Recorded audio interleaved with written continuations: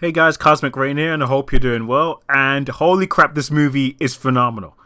I absolutely love this movie. Holy crap, it's DC's, honestly, in my opinion, this is DC's return to form. I mean, I'm not saying this movie is like a 10 out of 10, I'm not. But this is, look, there's so much Wonder Woman 84 and Birds of Prey that I could take. There's oh my god, I can't fucking stand these movies. And when I saw this movie, this is like, to me, this is what DC movies are meant to feel like. This mythological feel to it, this universe that you could watch and you could take seriously, the lore you could take seriously, the characters that you could invest in. This is the DC that I wanted, because it contrasts well with Marvel. Because Marvel, I think someone said this, Marvel is super great action comedy films. That's what that universe is. It's action comedy. That's what it is. Because what made Marvel so great is that even if you go in a movie, you can guarantee that you'll laugh, that you will have fun, if you get what I mean. Even though most of the time it annoys the fuck out of you, like for example, Avengers: Age of Ultron, where the jokes, that was peak Marvel comedy to me, where it got so fucking annoying. Where there's a serious situation happens and people start cracking jokes. That was the worst. That was Marvel as worst, in my opinion. That was when I was like, yeah, you know what? I'm fucking done with jokes in serious situations. I can't fucking stand it. Where contrast to DC, where it takes characters, makes them real, you feel for them. There is some levity here and there, but overall, you take it seriously. Like, this is not a joke. If an alien god comes down to Earth wants to kill it, there is no jokes. Like, you take it seriously. That's why I love the contrast between them, because I wanted to get two different experiences from two different universes. But for some reason, DC, they just went on this. I mean, I know the reason. It's a stupid reason. They went in this other direction where they set up this universe from the ground up. Where this universe, the tone, the storyline, where it goes somewhere in this serious take, this mythological take to it, and they completely flipped it into this worst version. It's like they flipped it into this worst interpretation of a Marvel movie. That's what Justice League 2017 is, and some parts of Suicide Squad, and most parts of Wonder Woman 84. It's like this worst interpretation of a Marvel movie. And you're just like, what the fuck is this? Especially coming off of Batman vs. Superman into Justice League 2017, where the story doesn't make sense. The tone was all over the place. You can't take characters seriously. You don't even know who these characters are. And it was just like, what the fuck is this? But then you watch this 4-hour cut. It makes you, honestly, it makes me even... I thought I was pissed at Warner Brothers. This movie, after watching this movie, it went tenfold. Because it was just like, you guys fucking saw this movie. And you thought, yeah, you know what? No, we're going with this version. And after they saw 2017, like, yes, this is good. This is great for DC fans. This is good for the general public. Warner Brothers saw the first frame, and it shows fucking Henry Cavill's face all messed up. They thought, yeah, that's fine. Instead of this. Warner Brothers has no fucking clue what they're talking about. It's just that... And I completely understood why this movie's 4 hours. Because DC, they took this different approach. Instead of doing individual solo movies before the team-up movie. So where you could get all the characters' backstory. And when they have this team-up, you don't need the character's backstory, because you as an audience should have already seen the movies before heading into this big team-up movie. And if you did jump into this big team-up movie and you have no idea what's going on, that's your fault as an audience member. Because they did set up, because Marvel did set it up where it was like, hey, you need to watch these individual movies and then team up movie to know what's going on. But DC didn't do that. They went in this other direction where it's like they tried to tell it as instead of individual characters, they want to do like a huge like storyline. No characters, but storyline of these single films with these numerous characters in them. That was the plan. So you had Man of Steel, Batman vs Superman, and then Justice League Part 1 and Justice League Part 2. That's how you were able to introduce people and then develop their backstory at the same time. That was the plan, to split Justice League 1, split the Justice League movies into two. Justice League Part 1, where you introduce the characters, and Justice League Part 2, and then you have them like team up. That's what I'm guessing. I know that's what the plan, but I don't know the actual, stories in them. But that was, and it made sense to me, because you can't introduce these characters, these 6 characters, into a movie with no backstory, and it's like, what the fuck did you think? That was exactly what 2017 is, and it's like, what the fuck are you doing? And it just drove me insane. I was just like, I didn't think, because when I just see Part 1 and 2, I'm like, okay, that makes sense. So we could have more time with the characters, and then, them coming together, fighting for a cause. It made sense, because they didn't have individual movies. But even though they did not have individual movies, they still took Justice League Part 1 and 2, and somehow just made it like, nope, make it into one movie, it has to be under 2 hours or some shit like that. And it's just like, what the fuck are you doing? Oh my god, Warner Brothers, Jesus Christ. But this movie, 4 hours, having these numerous characters that no one's seen before in movies, it had to be like more than 2 hours. This version of Justice League, I can't watch 2017's one. I just can't. Fuck that movie. That movie, fuck it. To me, this is the definitive. I mean, it's not even to me. I think you could look. I think you could objectively say this is. When it comes to these two versions, you could say that this is the more flushed out. This is the more complete movie than 2017's. I mean, you could like 2017's, but you can't really like. You can't really make an argument that 2017 is a better movie than this, even if you disagree with the direction. I mean, it'll be interesting to hear that kind of argument, but of how 2017 is better than this one. But bro, this movie, it's epic. This is the only words that comes to my head. It's epic. If I had like a list, like the top 10 or top 5 comic book movies for me, this will probably be on it. That may change, I don't know, but as of right now, I could see why people call this Lord of the Rings. Not because of the same. I don't think people call it this like the Lord of the Rings of DC movies, as in this is like the same like caliber in every single way as Lord of the Rings.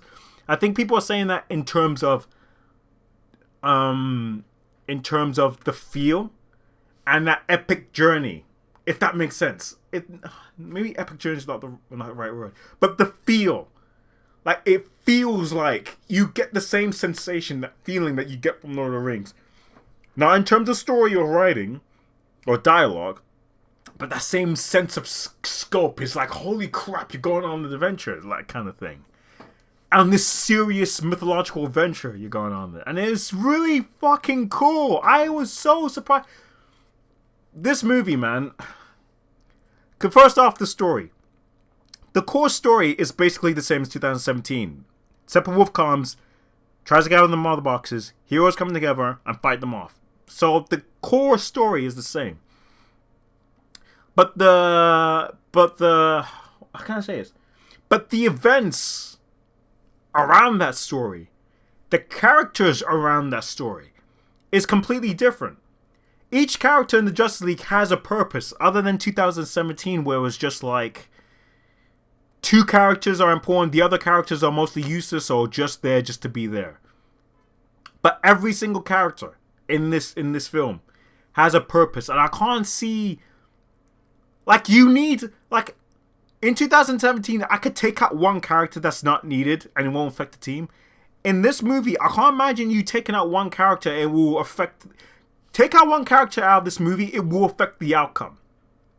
Like, you need Batman there. Take out Batman, the team's not really gonna be formed and stuff like that. Take out Wonder Woman, she has important parts in the movie. If you take her out, some characters may die. Aquaman, without him, most likely the Justice League characters would drown in that sewer scene. And probably would have died at the end battle scene. Superman, I'm not even gonna go into him because he's he's the guy that saved the day at the end. So you need him. Cyborg, he's essential. The mother boxes, without him, you can't access the mother boxes and you guys are fucked. Flash, practically saved the world. Each of these characters are important, other than in 2017, where it's just like you could take any of these characters out. Wouldn't be much of a difference. And even if he did, and everyone dies, you really don't give a shit because you don't know these characters. Where in this one, it completely flushes it out. So the story is, yes, the core of it is the same, but the events and the characters around that story plays out differently, and even it's much more fulfilling in this version. So when people say it's a different movie, they mean it like that. It's the same as like I said before, it's the same as in 2017, like the core pillars. That's the same. But everything else, for me, it's I could look at this and say, yes, it's a different story. It's a different movie. And the story is phenomenal. It's flushed out 4 hours. You have more room to breathe. More scenes are extended. It adds more meat to it. The fight scenes have more meat to it. Has more grit. You take the fight seriously. They're fighting for the life. It's awesome. Dude, it's fucking amazing. And the characters. There's two things that happens to the characters in this movie that's different from 2017. One, either the characters are completely different to a point where they're near different, like for example the Flash, or it's the same, is somewhat the same but extended, so you could get the character more. Cyborg, Wonder Woman. Hell, you could even say Superman. Batman's the biggest one, because they made him into Tony Stark in that one. This one, he's an evolved version of BVS. So the characters like, let me just go on. Like for example, Wonder Woman. Hell, I even forgot most of what she was like in 2017. In 2017, she was more combative against her peers. Like that stupid scene about resurrecting Superman. Everyone was bickering, everyone was arguing with each other. No, you shouldn't do that. That was basically a ripoff of Marvel. Because Joss Whedon doesn't know how to...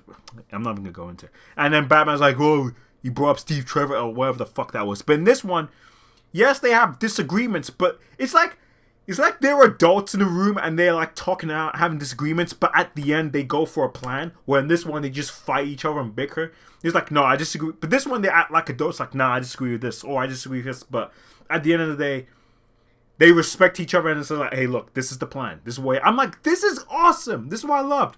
Wonder Woman is a warrior. She takes no shit. She will kill if she needs to. Which I liked. Especially with bad people. Because she's like, look, you're about to kill these people. You're about to set a bomb. And the bomb's about to go off. Alright, let me kill all these to save the innocent. I like that. Where she's like, she's kind-hearted. But when shit goes down, she doesn't hesitate. And I love the fight scenes with her. Like in 2017, her fight scenes are cut down, which blows my mind, and it adds less weight to it. But in these ones, especially with the terrorists, when the terrorists fight, where she instantly just blocks all the bullets, I've never seen. This is holy shit. I'm sorry. I'm just. I don't want to go into this rant, but Patty Jenkins, this is what you do with Wonder Woman when it comes to action. None of that stupid mall. Oh man, none of that stupid mall scene where I'm watching like a fucking Disney movie. Whatever the fuck what that was. None of that shit. This is the Wonder Woman I wanted to see. Swords and shield in hand, saving people, killing bad guys because she's a warrior. I know Patty Jenkins doesn't like that, but that's what she is. She was bred and taught to be a warrior. Even in Batman vs. Superman, she faced many beings. Like, she killed many beings. That's part of her story. So you can't just negate that and just make her use it. Oh, that was so fucking dumb. 184 is so fucking dumb. Because clearly, this Wonder Woman, if you put this Wonder Woman against Cheetah from Wonder Woman 84, she would rip Cheetah in half. But in this one, she has that thing and she's... Oh, fuck that movie. But anyways, Wonder Woman's more of a badass. Cyborg is more flushed out. People are saying that he's like the main character. I disagree. I don't think there's a main character in this film, because everyone has a chance to shine, but he is an integral part in this story. His backstory is more flushed out. You see his past in being a footballer, seeing his relationship with his dad and his mom, exploring his powers more, that he could literally do anything he wants on Earth. Anything. Aquaman, you see more depth to him. You see that, I don't want to say stereotypical, but you see that kind of character of him where it's like, he's tough on the outside and he doesn't want to show, he doesn't want to show any weakness, but once you get to know him, he has a soft spot. Even if you don't see initially, he has a heart of gold a little bit, especially when it comes to Victor. And Superman, you see how the resurrection affects him even more. You see him regain his memories. You see him becoming closer to the Superman we somewhat see in the comics. He doesn't act like he's inexperienced. He acts, how can I say it? You sense that he has respect for life more a little bit. Because when he's in that field, he looks around, he touches the butterfly. He looks around, he's like, he has a second chance now. He's not going to waste it. He has a different outlook on life. So he's evolving to more of a Superman we kind of know. And to see him going through that Kryptonian ship, seeing the two fathers speaking to him again, that was fucking cool. Batman. Okay, now here's the thing with Batman. He's way better than he was in Justice League. In Justice League, he was a fucking... He was Tony Stark.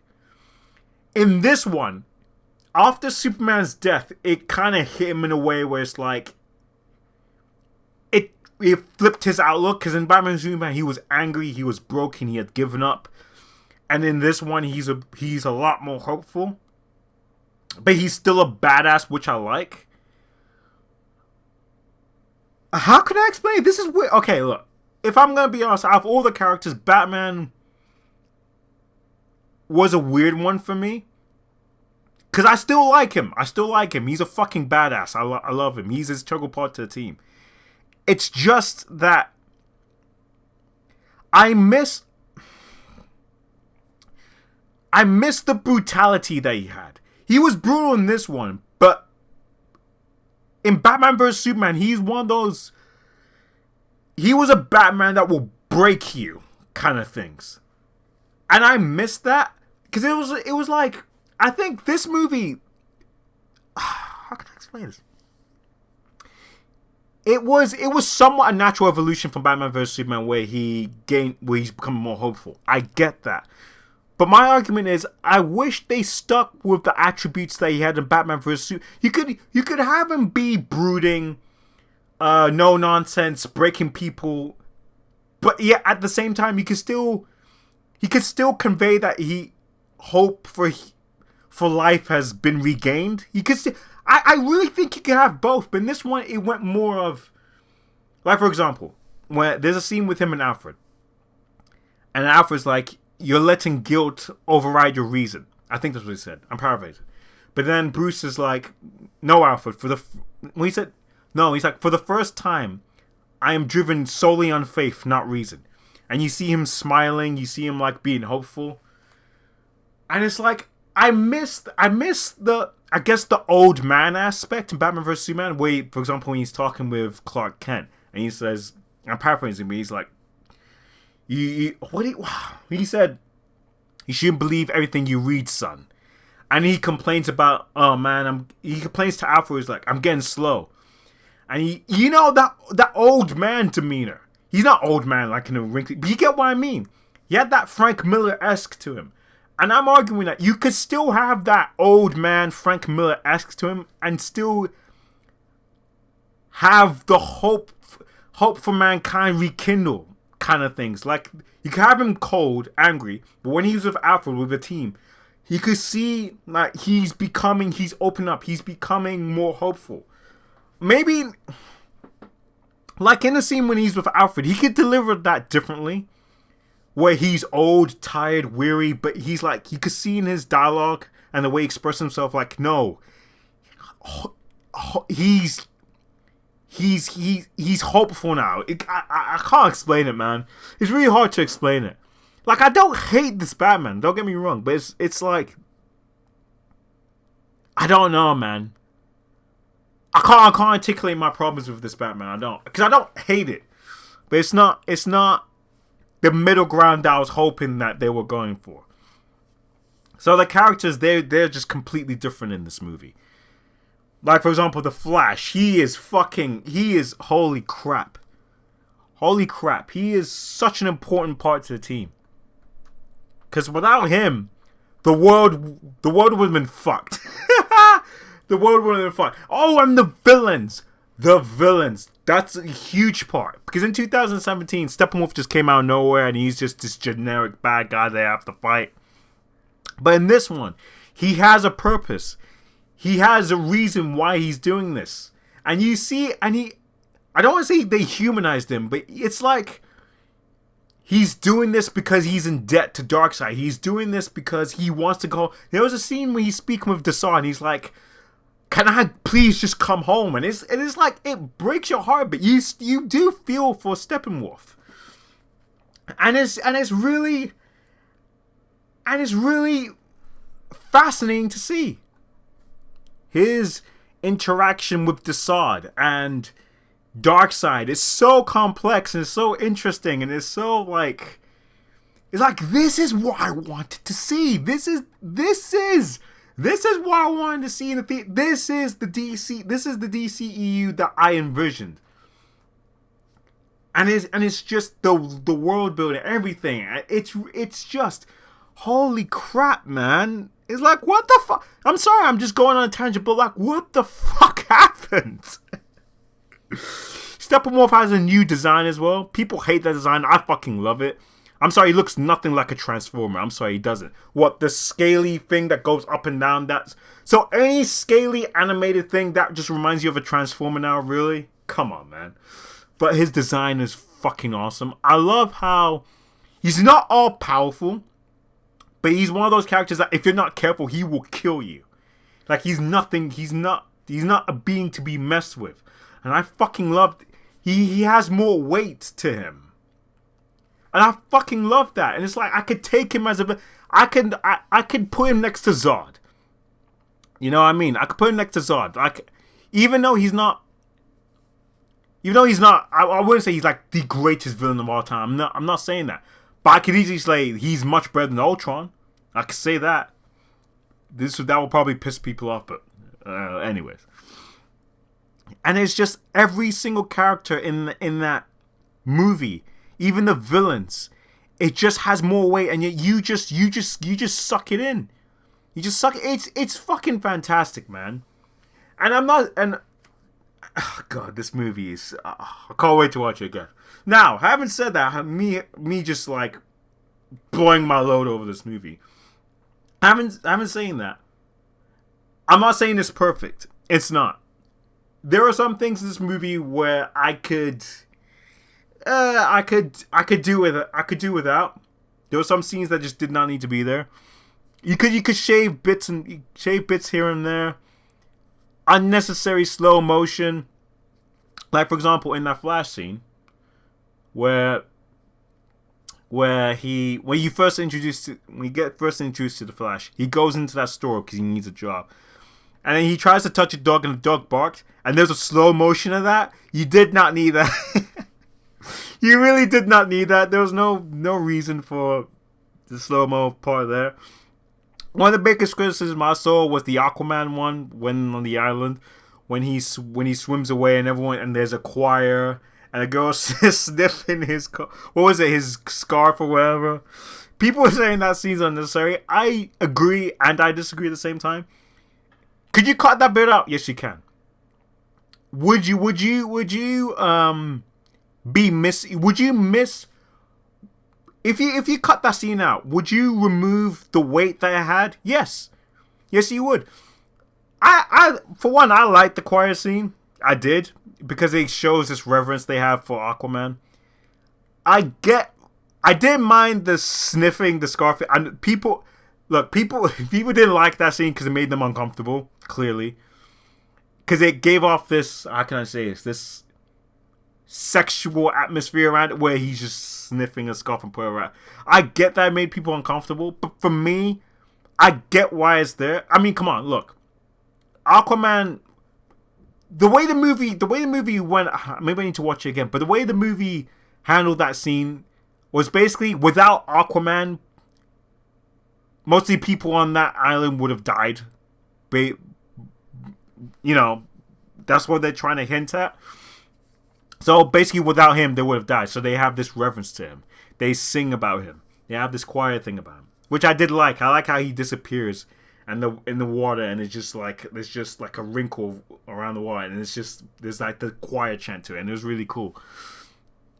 But the whole sniffing thing, it's like, I mean, look, if Jesus Christ came back, right, and all the Christians see it, you're gonna tell me that, and then he leaves a scarf. Just imagine that, and he leaves a scarf. You're gonna tell me that not one of the female followers are not gonna take that and get off on it? Are you telling me that's not gonna happen? Of course it would happen. That's what to me, when I saw that, I was like, yeah, it makes sense why it done.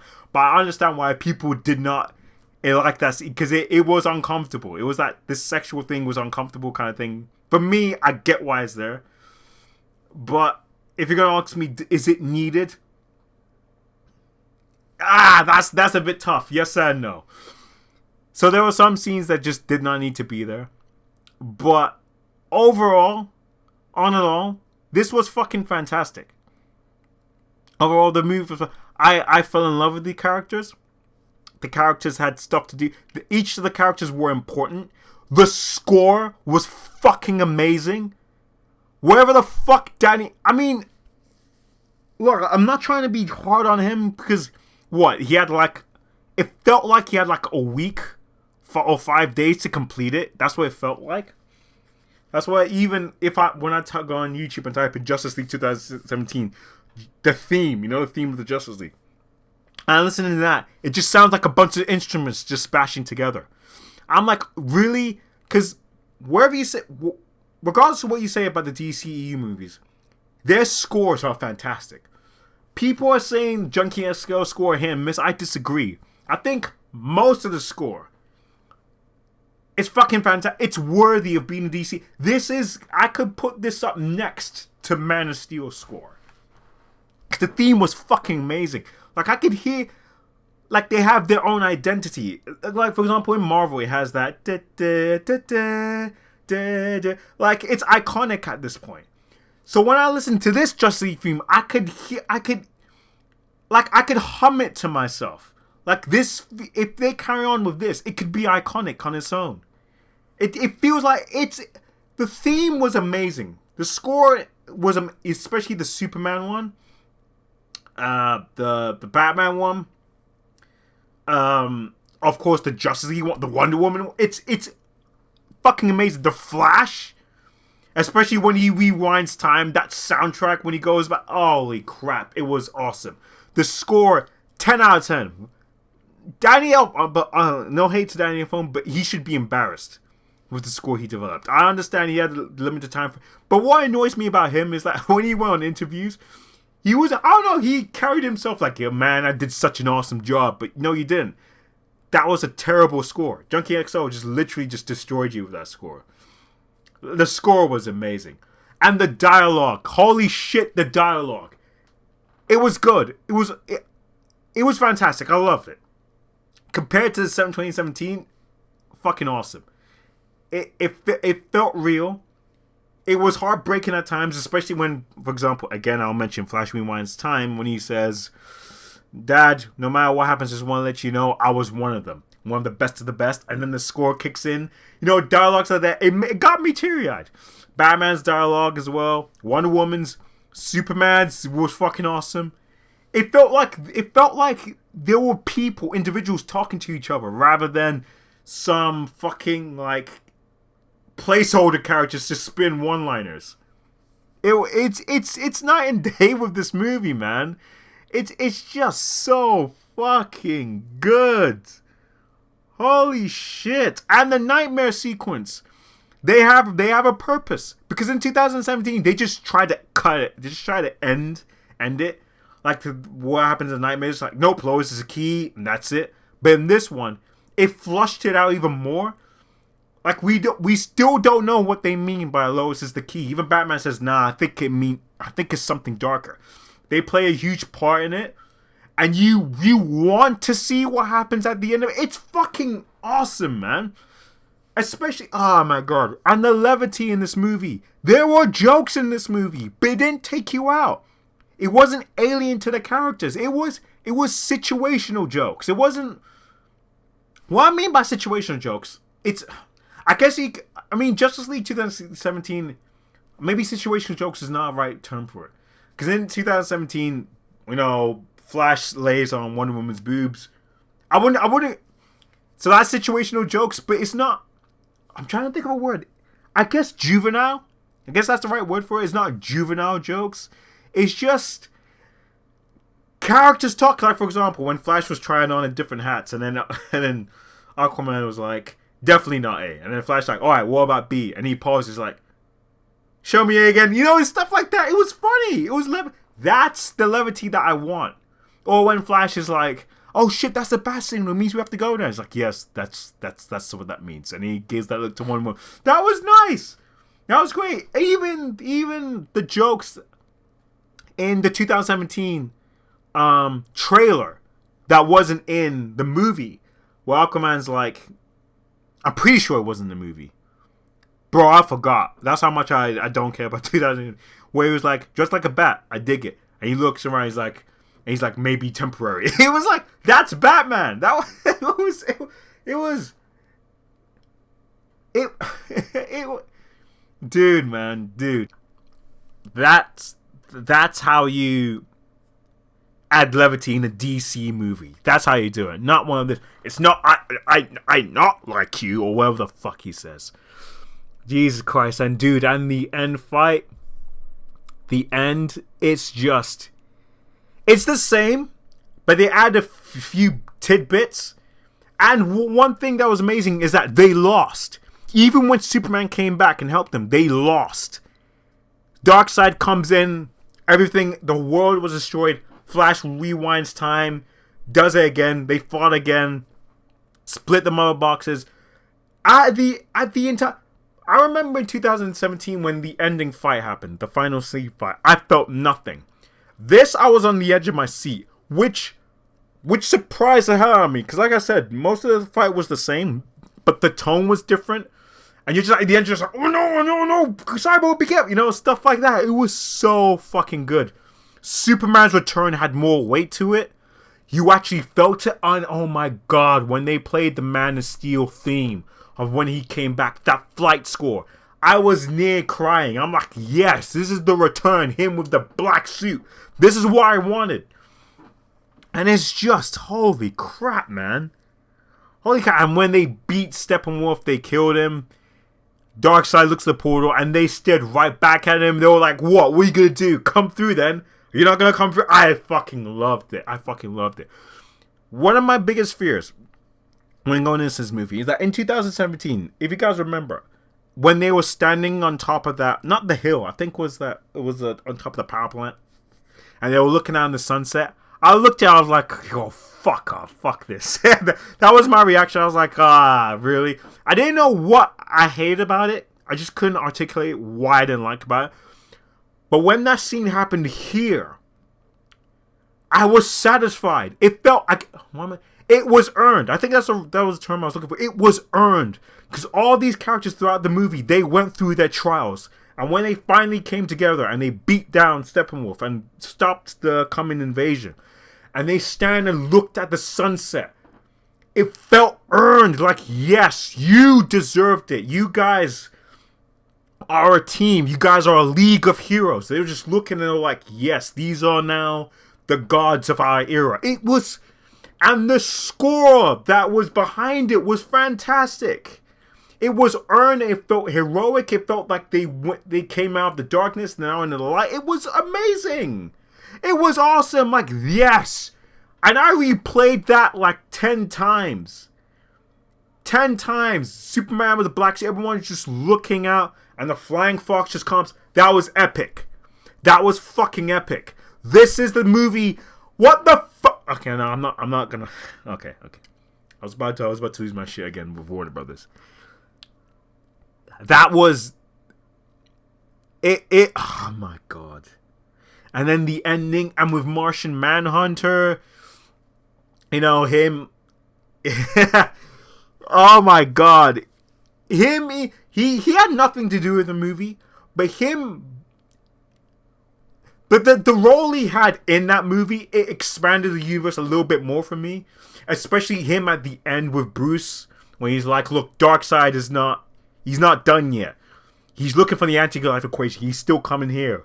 And he's like, all this time, I didn't feel like, I wasn't fighting 100%. I didn't feel like I had a stake in this world. But what you guys showed me, it showed me that, nah, this world is worth saving. I'm going to fight and help you. And it's like, holy shit. It really, and it frustrates you when you see that. It's like, you're not going to see a continuation from this, probably. You're probably not going to see any more of this. It's like, this was a great setup for the DCEU. But instead, we went in this weird direct. Oh, my God. Jesus Christ. I'm fucking depressed now, man. I'm fucking depressed now. It's like, I understand why Restore the Snyderverse is now a huge thing. Because after Justice League, we had, like, mostly shit movies. Now, like, I don't mind shit movies. I mean, I do mind shit movies, but at least, like, aim higher, if you get what I mean. Like, create huge concepts. Aim higher. Because with this, I could see, like, the trajectory of what the DCU was trying to go for. This epic scale. But instead, we're getting fucking Wonder Woman 84 and fucking wherever the fuck that was. What was it? Birds of Prey, wherever. And it's so fucking frustrating. DC could have had their own Endgame by now. It's just, oh my god. Even though I didn't like Endgame, but still, you know what I mean in terms of scale. And it's like, oh my god, I want like a Ben Affleck Batman movie. I want Henry Cavill Superman. I want Martian Manhunter movie. Oh my god, it's like we have to suffer through Wonder Woman 84 and Birds of fucking Prey. I mean, come on. It's, oh my god. This is really depressing. Like, I don't know what they need to fix themselves, man, because this is fucking ridiculous. But anyways, oh my god. Am I missing something? I'm probably missing something. But my throat is fucking killing me, man, because I'm just screaming and talking about this movie. How long have I been talking about this? I don't even know. Oh my god. And the nightmare sequence at the end. Jared Leto. I will say this. Jared Leto, he was vastly superior than any he was in Suicide Squad. Even though I don't think he's like the best Joker, I take him seriously in this one. There was no honk. I could take him seriously in this one. And his interaction with Batman, when they actually start talking and start like breaking each other down, to me, that's what canonized Jared Leto as a Joker for me. Just seeing that antagonistic argument that they had with each other, it was really good. I'm like, yes, I could envision a version of Joker saying this about his dead parents, about the dead Robin that he killed. And I love the line where he says, why did you send a boy wonder to do a man's job? It's like, I would never have imagined Jared Leto from Suicide Squad saying this. Like, this is the clown prince of crime. It's like, this is the clown of chaos. I could imagine this. And seeing Batman's back and forth where he's saying, oh, I will fucking kill you, which I love. Honestly, I wish if they do carry on with this, add more curses. Because I don't know why, but having characters cuss and swearing, it just adds more gravitas to the scene. Because think about it. If Batman didn't say, make no mistake, I will fucking kill you. If he didn't say the word fucking, it would be like, yeah, I take him seriously. But when he said that, he's like, oh shit, he means business. He will fucking kill her. Which oh my god. Holy shit. This is, oh my god. I'm so glad this is 4 hours as well. I've seen people bitching, oh my god, the movie's 4 hours. What? I'm like, bitch, I bet you want, I seen guys binge watch Stranger Things and Cobra Kai, and how many hours of content was that? And you tell me you can't get through this even though it's split up into sections? You have no excuse. Seriously, stop bitching. If you're one of those people bitching about 4 hours, and yet you binge watch Cobra Kai and Stranger Things, or any series that is longer, that the content is longer than 4 hours, don't fucking bitch. I mean, seriously, you're just complaining to complain. But oh my god, at this point in time, this movie fantastic. This re-release of a movie is better than what the fucking current direction that DCU EU is taking. This just shows me that Walter Mamada has no fucking clue what he's doing. Honestly, it's just, oh my god, man. Holy crap. Fuck. I'm probably missing something. I'm 100% sure I'm missing some. I'm missing some points that I want to hit, but I just wanted to say how much I fucking adored this movie at this point. And I'm probably gonna stop because my throat is fucking killing me. And again, I apologize for just rambling on. This is not a structured video at all. I was just going all over the place. But holy crap. This movie is fucking, even the history lesson has more weight to it. The Green Lantern, the showcase, we had the bigger presence. And in the weird way, you feel even bad when he dies in this version. It's more lengthened. It has more weight to it. It feels more epic. And you're just like, holy shit. This is, wow, man. Man. I'm going to end it here because my throat's killing me. This movie is awesome. I'm not gonna lie, that probably will change over time, but as of right now, I fucking love it. One of the best DC movies out there. Fuck Justice League 2017, fuck Joss Whedon, fuck Warner Brothers, fuck Warner Marley. You have no idea what the hell you're doing. Same with Toby Emmerich, you have no idea what the fuck you're doing. I hope we get more of this. Honestly, I do. I don't know if we're gonna do it, but I hope we do. Other than that, there's nothing to say. My throat's killing me. Thank you for watching this movie. This video is all over the place. I am so sorry. But again, thank you so much for watching. And thank you so much for watching. I hope you have a nice day. My throat is killing me.